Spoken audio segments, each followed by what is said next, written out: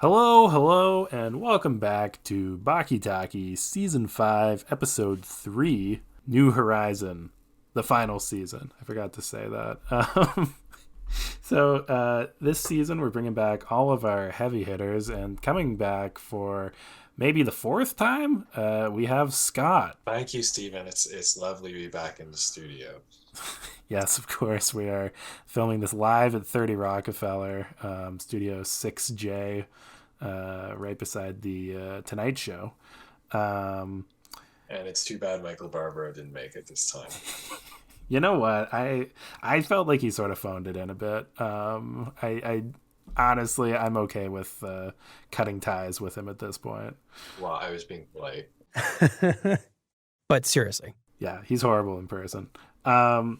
Anyway, oh man, I forgot I was going to invite him to the finale party. All right. So, Scott, this is most likely, well, you'll be at the finale, but this is probably your last episode other than that. So, the question I've been asking everybody is there are only 11 or so episodes left of Baki. What do you want to see happen in those episodes?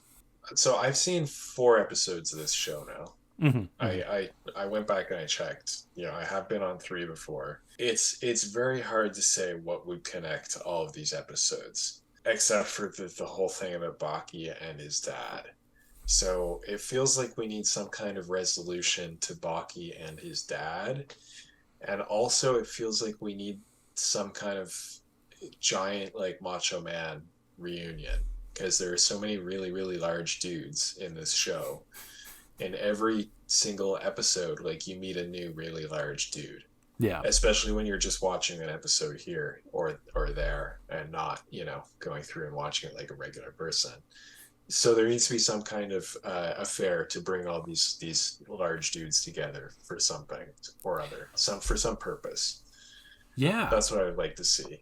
Oh, I like how vague you are with some purpose. My mind flips to the first scenario my mind thinks of is a flood hits Tokyo and all of the large men have to bring sandbags together and save the city.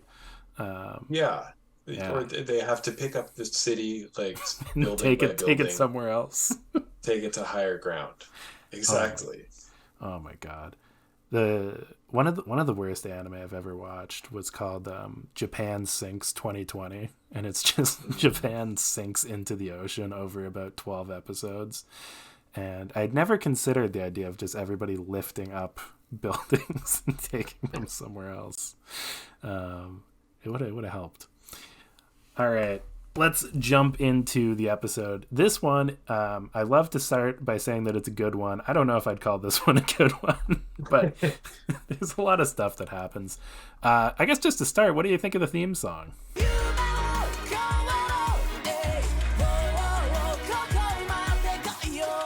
It's kind of poppy now, a bit poppier than the older ones I remember. Mm-hmm, mm-hmm. It didn't leave that much of an impression. I was pretty neutral on it. Yeah.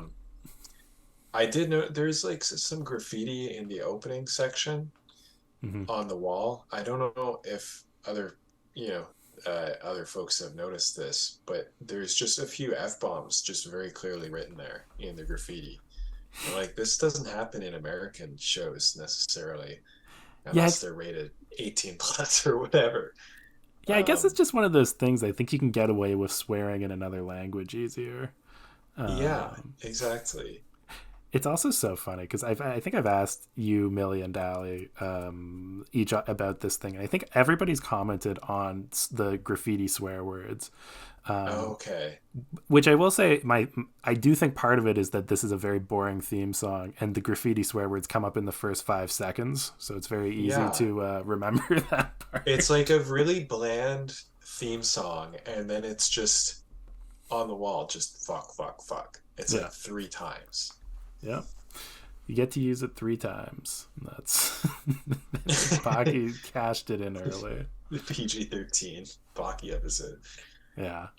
All right. So I broke this episode down into a few parts. We'll start off real quick. We got Tokugawa, our good friend, the old man, sitting in a hospital bed. And according to the doc... Tokugawa? Tokugawa, yeah. Noble elder, How do you feel? Like crap. I didn't know that. Yeah. I don't because this episode has so many characters and I don't know any of their names, or I would only learn it from the subtitles. Yeah, and Tokugawa is in so little of this episode, like especially for you, like he must just show up, get diagnosed with cancer, and that's it. I don't know if he's in this episode for 90 seconds. Yeah, he says he feels like crap, and you're like, oh, he's kind of an edgy old guy. He's not like he's not like one of these lame old guys. He's not quite the crap. noble elder that they keep calling him. Exactly. He's got a bit of a sense of humor though. They're like, how do you feel? He's like, I'm sorry about this.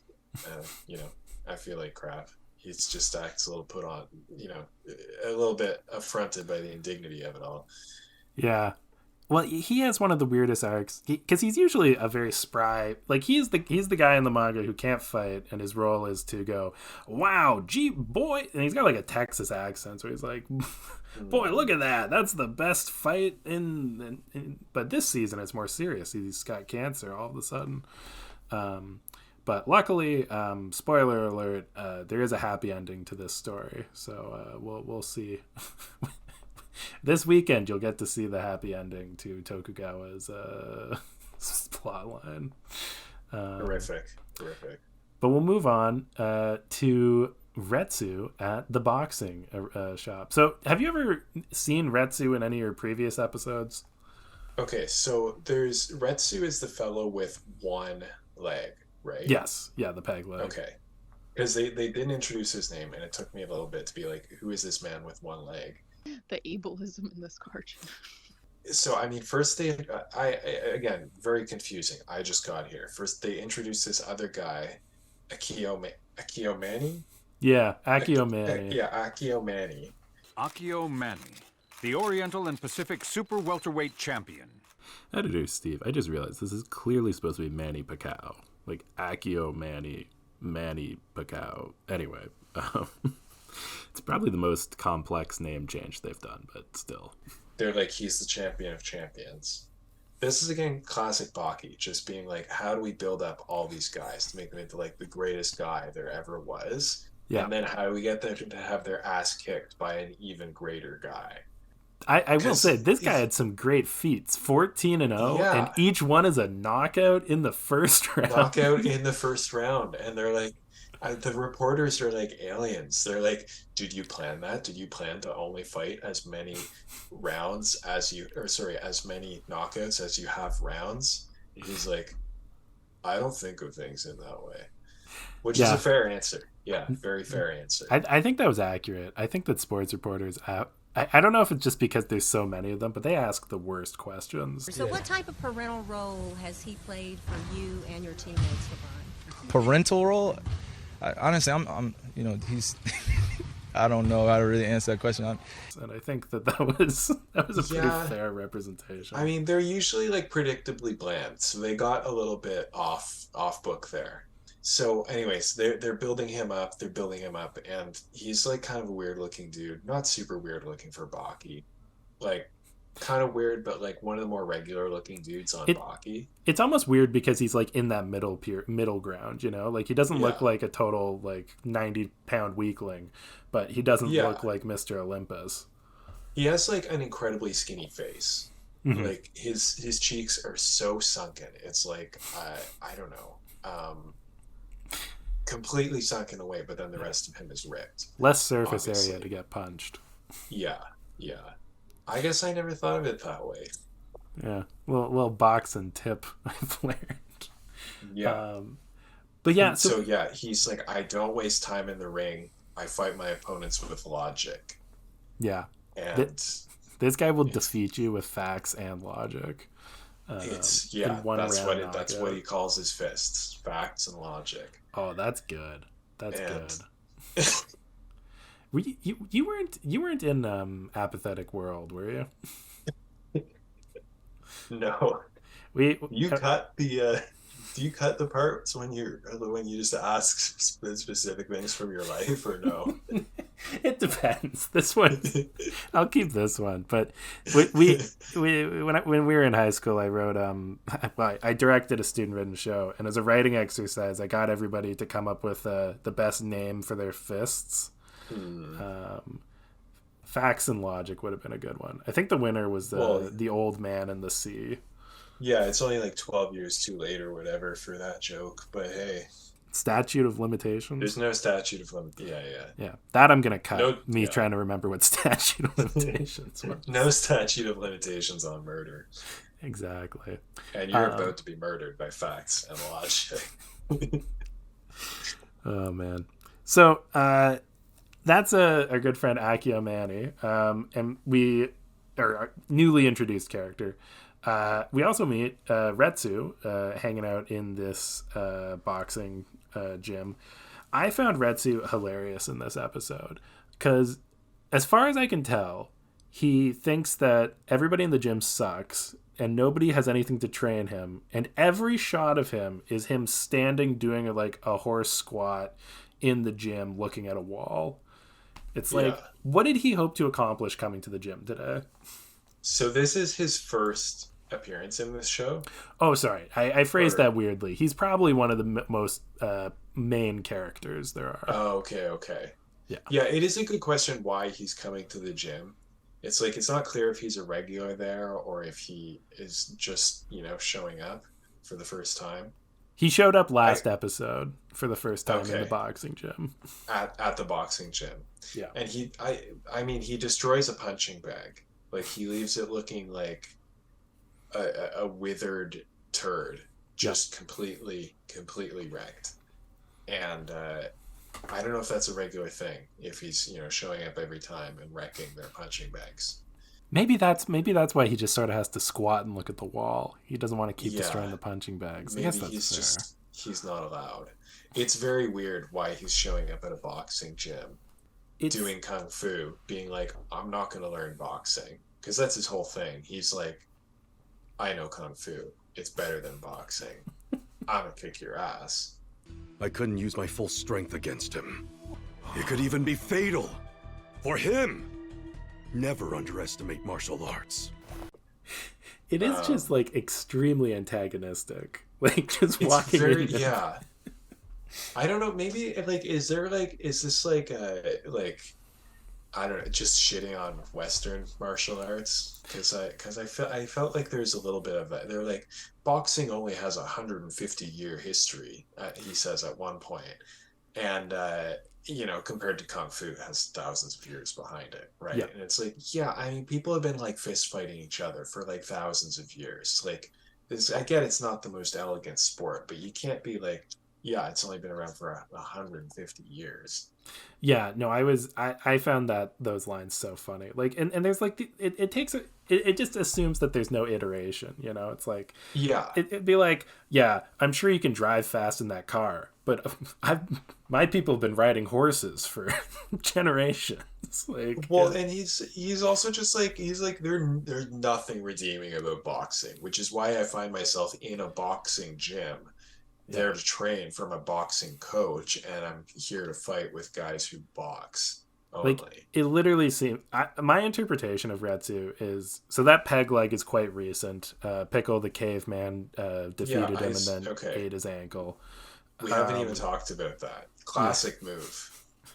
Yes. And I think that this is almost like a midlife crisis. I think that he has started going to the boxing gym because he just wants to flex on people he sees as beneath him and get some confidence back. Fair. It goes without saying that Retsu just demolishes Akio Manny.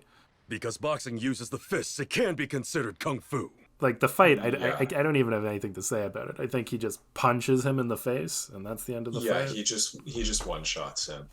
Yeah, he's like, if you're so certain your way is correct, show me I'm wrong. And then he just punches him, and it's a straight knockout. I love it. And it's too bad none of the other guys in those 14 fights had tried doing that against him. I was a little bit underwhelmed. Yeah, I mean they build up this one guy, and then he just gets one-shotted. Yeah. Oh, I remember what I was going to say. I was going to say that you're right about this Western martial arts versus Japanese martial arts and that. It's a constant theme in this show that there's sort of tiers to people. The bottom level people are people like me and you, scrubs, don't do anything combat related. Men of peace. Yeah. It's a positive spin on it. One step up on that, you have Olympic athletes who are also just scrubs who get their ass kicked by anybody who does martial arts. But then when you get into the people who fight, boxing is definitely one of the lowest tiers. Like, it's more of a sport than a real fighting style. It's, not practiced by the Japanese. Like, the ranking is sort of like boxing, MMA, all of those stuff. And then you got the kung fu and like the more established martial arts. And then like karate or sumo or like any Japanese martial arts going to be at the top typically. At least in this show. It's sort of funny because like this is our second boxing arc because we had the whole Muhammad Ali stuff. But with that, the author is a big Muhammad Ali fan, mostly I believe because of his civil rights work. So it got a much more positive portrayal. Although later in the season, a guy who looks a lot like Joe Frazier will show up, and he also gets a pretty good fight. So anyway, interesting. Yeah, there's a lot of hierarchy. Yeah.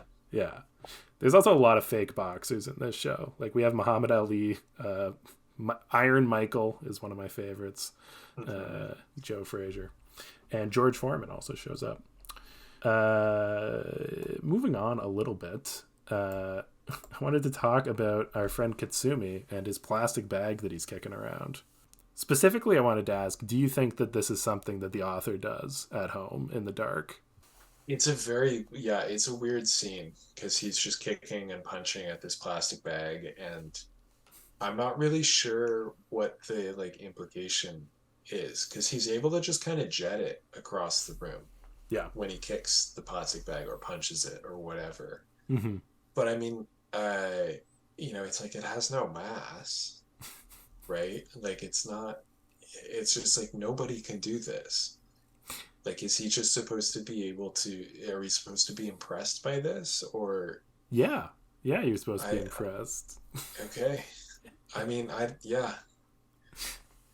it's just the physics defying Baki stuff. He's just blasting this plastic bag into a wall, into the ceiling. Yeah.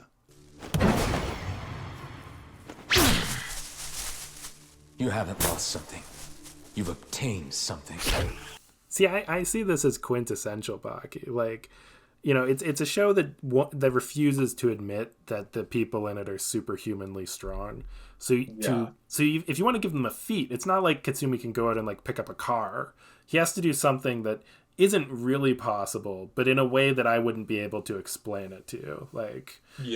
He kicked that bag way too hard for it to be possible. Like I can't back that up. I don't know the physics on kicking a bag. They all kind of bend the limits of the physical universe. That's kind of a big thing. Because even with the whole thing, you never know how big they are. In some episodes they're 12 feet tall, some episodes 10, 20 feet tall, and then sometimes you're just like, oh, this is just a regular 6 foot tall guy. Oh my god, yeah. You weren't even here for the pickle season. They thaw this caveman out of the earth. He's towering over everybody by a head and a half. And then they say that he's 6'6". That's no. Anyway. Yeah, but I wanted to talk about with Katsumi's stuff. So Baki shows up, and him and Katsumi get to hang out a bit. I guess they're friends. They don't get a lot of screen time together. Well, another weird thing. I think Baki just climbs up to the 10th floor or whatever in this apartment building to hang out with his bud Katsumi. Yeah, I guess I jumped past that. Yeah, he did. Yeah. They don't make a big thing of it, but he's just at the bottom of the apartment building, and then he just climbs in a window or something. Yeah. And again, they're no big deal, but it's he is kind of superhuman. Yeah, so there were two fun things in the conversation between the two of them that I wanted to touch on. The first, very minor, was just You probably won't appreciate this, but in previous seasons there was a disconnect between the dub and the sub, where the dub would always refer to Retsu as Kaio Retsu, which I thought was a cool name. Nowadays they call him Sea King Retsu, and which is always jarring to me. And I think they said Sea King Retsu will still remain Sea King Retsu and get in the ring fighting Sea King Retsu style. Sea King Retsu is still Sea King Retsu, and he will win using Sea King Retsu style, which I just found so stupid. But the actual thing I wanted to get your thoughts on, Baki talks about fighting his dad and his motivations behind it. What did you get out of that? Like, what do you like when you think of Baki and his dad's relationship? Like, what did you get out of that from that scene? Okay, so the first thing I noticed was I was like, damn, Baki's really an asshole, because Kaio Retsu is just their Katsumi is just their training, and Baki's like, kicking the plastic bag around with him, and Katsumi is like, yeah, I've been learning a new one-armed fighting style, because he's just missing an arm. Yeah, like it's tough to notice because he still has a shoulder, and the shoulder is still super jacked, but then there's no arm at all. And he's like, yeah, it sucks, this kind of sucks, but I'm making the most of it. We're doing everything we can. And then Baki is like, yeah, I kind of have the same thing, but with my dad. And then empathizes but not, and just pivots to him being like, yeah, it's really tough having a dad who's like the greatest fighter in the whole world. I was like, okay, asshole. Yeah. Very equivalent issues. Your arm got eaten like a week ago versus versus you have a dad. Yeah. Like, yeah, that was the main take. And he's like, real asshole move here. Yeah. Yeah, no, I didn't. You know what? I didn't even catch that, and it's so true. Like, Baki is not an empathetic person. Well, maybe he can feel how hard he just punched you, but beyond that, I also just wanted to point out, because it's not super clear from just this episode, but Baki says that he doesn't really hate his dad anymore. He just wants to fight him. For reference, Baki's dad picked up his mom and hugged her to death in front of him like 3 years ago. And now Baki has officially moved on and is right. It's just sort of like, I want to fight him for the fun of it. Fact is, I don't even hate him anymore, but I still think I'm gonna fight him. Yeah, he's like, I don't really hate him anymore. I don't know why, but I just don't anymore. I think it's just because his dad's so cool. He's the strongest man in the world. Yeah. And I mean, also, like, I just feel like the substance of this show is just fighting for no good reason. So it's kind of good. Like, I think that they're kind of like, yeah, we got to get back to what we're really about here. Yeah. Fighting for no good reason. I think that's literally what they say. Do you need more of a reason to fight your dad? No. Yeah. No. I just want to fight him. Yeah. All right. Well, moving on. All right, so Retsu has a second fight this episode. He fights a very tall guy who I believe has no dialogue. But this guy puts the other guy who won 14 times in a row to shame. This guy is massive. He's an ex-Marine, and he actually looks intimidating. He jumps around, and he's got 30 pounds on Kaio Retsu. And both feet.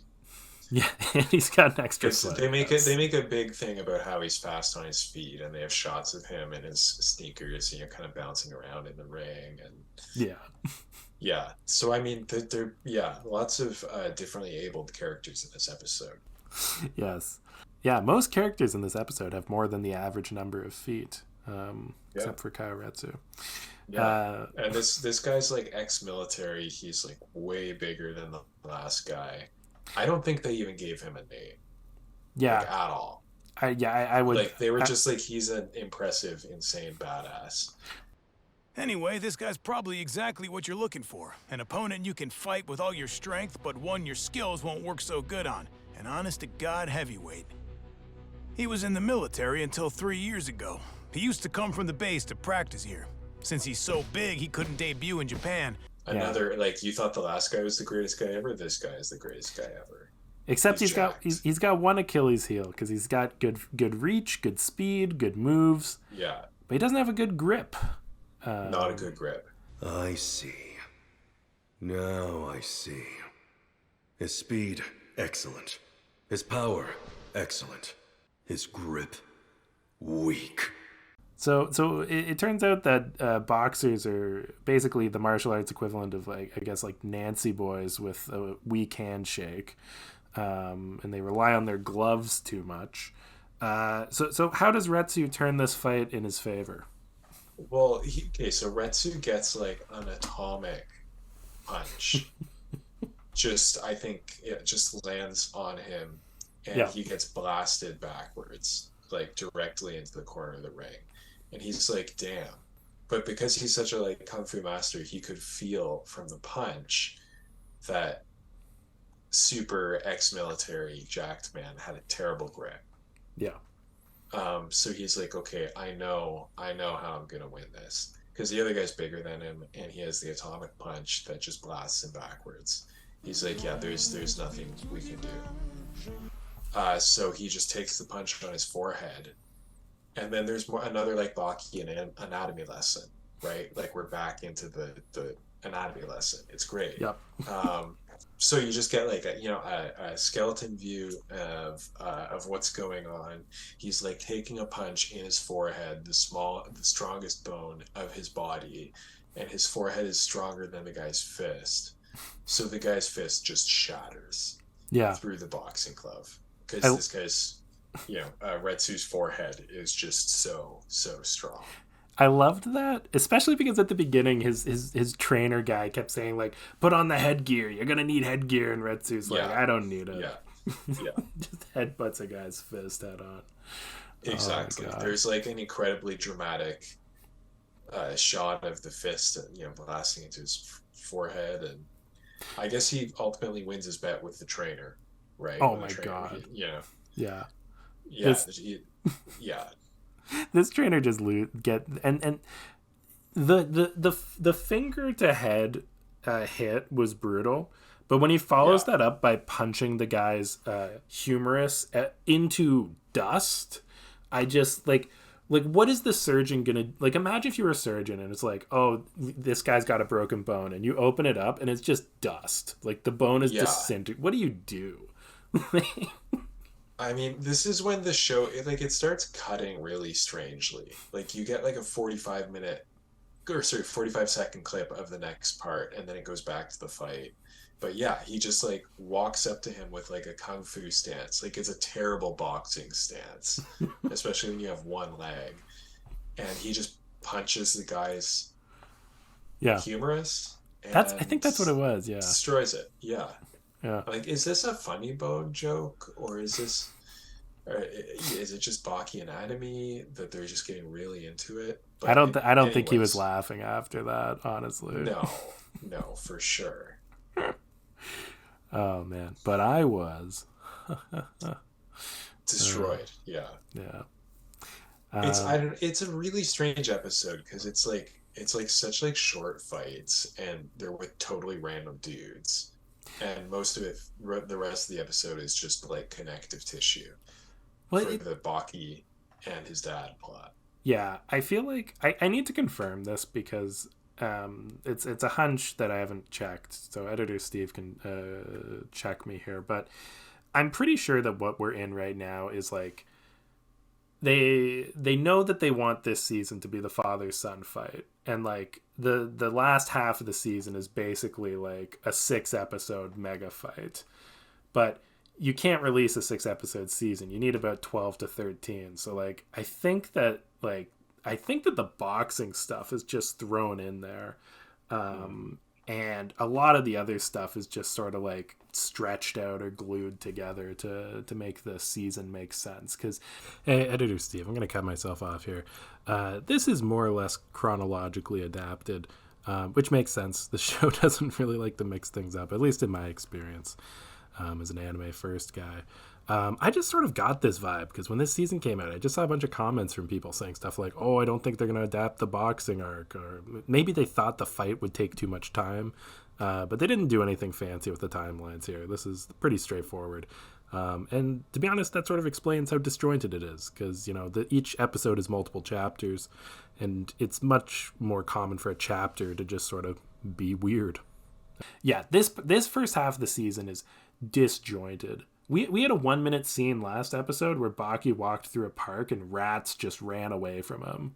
And that then that usually happens. That even happens to me, even though I'm not like a low tier non-martial arts kind of dude. Is the rats just run away? Yeah, they don't hang around with me. That's fair. That would be alarming if they did. Have you ever seen the Seinfeld episode where the pigeons stop respecting George? He's like trying to walk through the park and they don't fly away from him, and I don't think so. He tries to run at them and he just literally steps on the pigeons, and it's like a big, oh my god. Yeah, that would be really underwhelming. Yeah, I think about that all the time. All right. There's one last storyline in this episode. Gary Stridham, our military pal, informs Yujiro that Baki Hanma has made a rather surprising request of him. I think when we're listening to it, the assumption is that Baki is going to challenge his dad to a fight, the greatest father-son fight in history. But that's not quite what he asked for. Do you want to fill the listeners in on what Baki's special request was? It's very touching. He's like, I want to eat rice with my dad. What did you just say? You heard me. Do you have any idea how abnormal that request is? So then what's so damn crazy about it? I just want to share a nice meal with my own father. What's the big problem with that? This doesn't really go over well.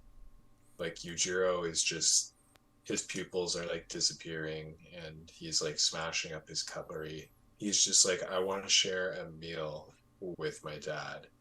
And there's a bunch of shots of them like imagining this in a little apartment, and they're kind of like laughing, and it's really weird. I mean, I don't know that I've seen an episode with the ogre, Yujiro in it before, but he's not like a friendly ogre. Oh, he's the world's strongest creature. He's a menace. It's funny. I was watching this episode with Lindsay, and when she pointed out that the conversation literally goes, "You and the ogre having dinner together? I can't imagine it." And it cuts to a picture of them having dinner together, and she's like, "Well, what's that then?" Like, yeah, literally. It's like, in case you had trouble imagining it, we've done it for you. That's the best part. It's just like there's like a little TV in the apartment, and all this, just the humdrum domestic crap. Yeah. Well, that's there are packs of soy sauce everywhere. And it's funny. It's funny because it's not like Baki ever does that. It's not like he has like he doesn't even have like a nice sit down dinner with his girlfriend. Like or you're not like, oh, Baki's in his apartment again, just chilling. You know, he doesn't have a lair like Yujiro does. It's just like his little like coffee table that he sits at to eat takeout. Yeah. I actually have a lot I want to say about this request for dinner, but I have to space it out throughout the season because it's gonna keep coming back, and this and the idea of the brute strength pro are going to come into the finale a lot. Is that the request for dinner? Like, is this the first time that this occurs? Yes, yeah. Baki wasn't really raised by either of his parents, but especially not by his dad. The only interaction they've had really is when Yujiro, at least in this podcast, Yujiro encouraged him to start having sex, and Yujiro threw him through a wall one time. But they don't have too much interaction. Anyhoot. I mean, it's a quick transition for Baki then. He's just like, yeah, we're gonna. Not only am I not gonna fight him for a reason, We're gonna have dinner. I gotta have rice with them, rice and miso. Yeah, and we'll see what happens. I just love that scene. I think it's one of my favorite ending credit cuts of the show, of just Yujiro walking out and being, I forget what he says, but it's something like, Cook rice, huh?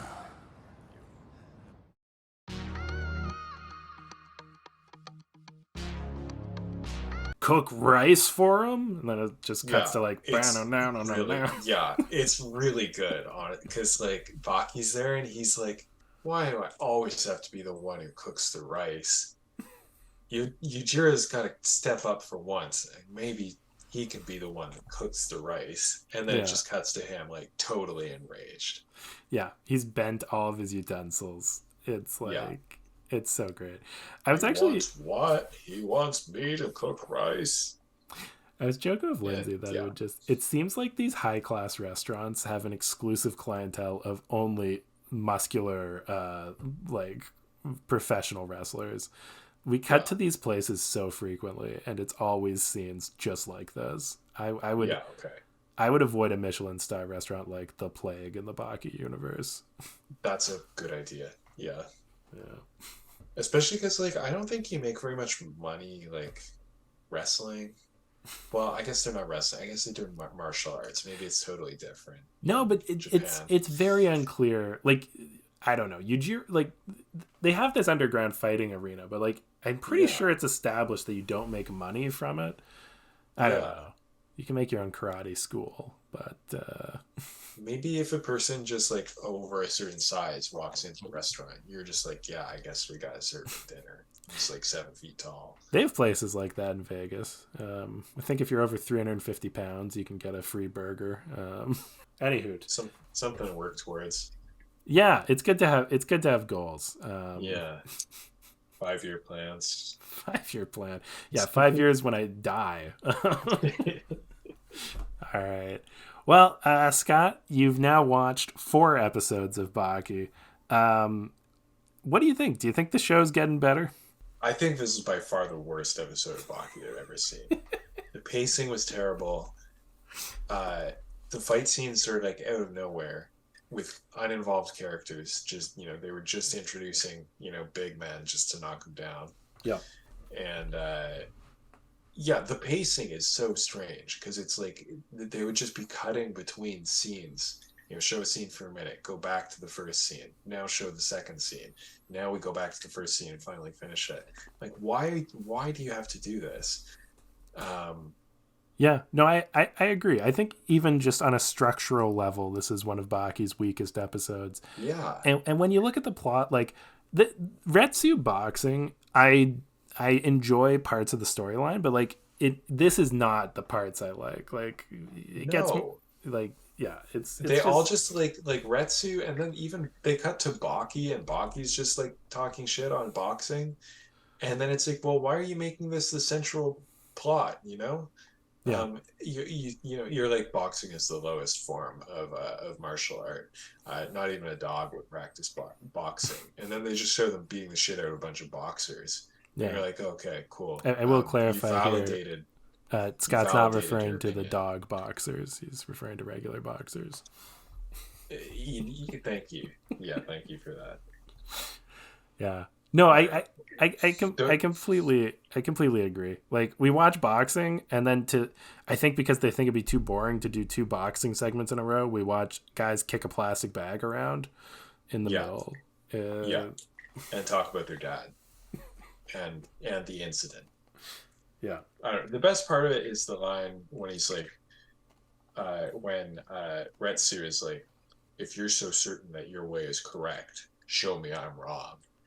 But I was like, this is only a good line because it makes me think that he's Anton Chigurh, being like, if the rule that brought you here was this, of what use is the rule. But anyways, Anton Chigurh, not a boxer, not even a martial artist. Was he also not a boxer, and he would hang out in the boxing gym and beat up all the boxers, or? No, he just killed people with a cattle gun. Oh, okay. If you, like me, are pretending like you know who Anton Chigurh is, you might actually. He's the guy from No Country for Old Men. different. Well, who knows where Retsu's going to go next. All right. Well, did you have anything else you wanted to add? I'm hoping they pull it together for the finale. This episode, I'm like, it's connective tissue, but it's not doing a good job at connecting. Yeah. No, it's a fair assessment, and they will. But we'll see what the next few episodes are like. All right. Well, thanks for coming on, Scott. That's all the Baki we've got to talkie, and I'll see you all next week. And then you say bye. Oh, sorry. Thank you. Thank you, everyone. Have a great night. Bye-bye. Yeah? Hey, let's get it.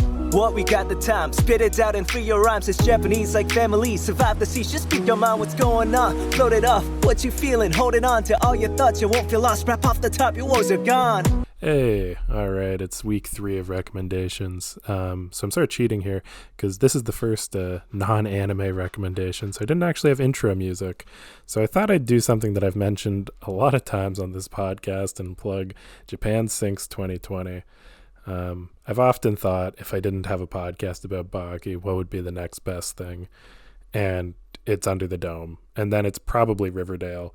And then there's a few other shows that would be better.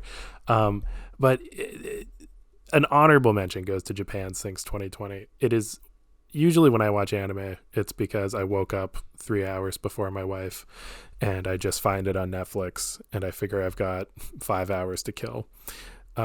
This show is the epitome of that, and Japan sinks into the ocean in the year 2020, but it's just a roller coaster where the only way is down and you don't know what's going to happen. You know that Japan's going to sink, but like they just start rapping at one point, like, and that's basically Ninja, like from streaming that starts rapping. Like, it's so bad, and not in like a really good way like Baki. But anyway, I'm rambling. Because what I actually want to talk to you about is a webcomic that I followed for years and actually just finished, so it's completed. It's about the Elan school, and maybe I get it wrong. You know, I just read it, I don't say it.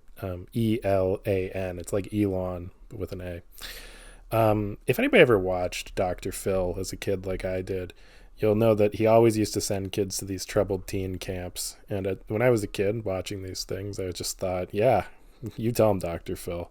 Because I was a good kid. I don't get sent to those type of camps. But, you know, as time has passed, I think people have sort of learned that the troubled teen industry has a lot of red flags in it. And there's a lot of, you know, very troubling places that we're sending these kids to. And the Elan school is one of the worst ones, I think, recorded. And it ran for decades. And it was basically psychological warfare on these kids. And so the webcomic for the first 50 chapters or so is about this author, Mr. Joe Nobody is what he goes by, and his time at the school. And it's a webcomic, a very unique art style that grows as it goes on. And it is insane and captivating the entire time. And then the last 50 chapters, I remember reading it as it happened, he eventually left the school. And I thought, oh, they'll wrap it up in a few chapters. But, you know, an experience like that stays with you for the rest of your life. And he sort of wrote, you know, the next half of his life. And he had a crazy life. And I think a lot of it's because of this. And it was just such an interesting look into, you know, what happens and the lasting effects of that. And just after a certain point, you're just so invested in this person's life. You just want to know what happens with them. So I recommend giving it a look. The original point of the website was he wanted to steal the domain from Elan back when it was a real school. So it's elan.school, and you can read it all there. I'm hoping that soon the physical editions will be up for sale and I'm going to buy one, but I think it's just a Patreon reward right now. And I don't want to get on a Patreon. I have too many of those. Anyway, that's my recommendation for the week. I told you they're not all anime. Probably will be next week, though. See y'all later.